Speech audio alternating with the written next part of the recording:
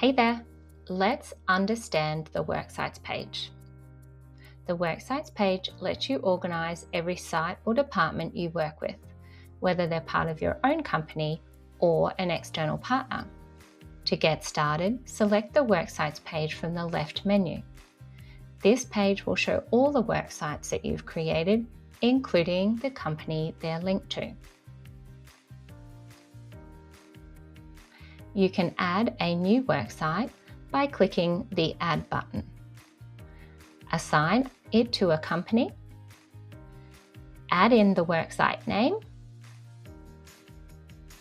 and if you want to utilise Australian holidays in the job scheduler, choose a holiday jurisdiction.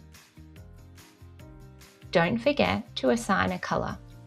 Assigning a colour creates a legend in the job scheduler, making it easy to spot jobs at a glance. And then click Save. You can use the search bar to narrow your list, the pencil icon to edit an existing worksite, the bin icon to delete a worksite, and the eye icon to open a worksite's profile. Once you've set up your worksites, you'll have a clear, organised view of every site you deal with. So give it a try.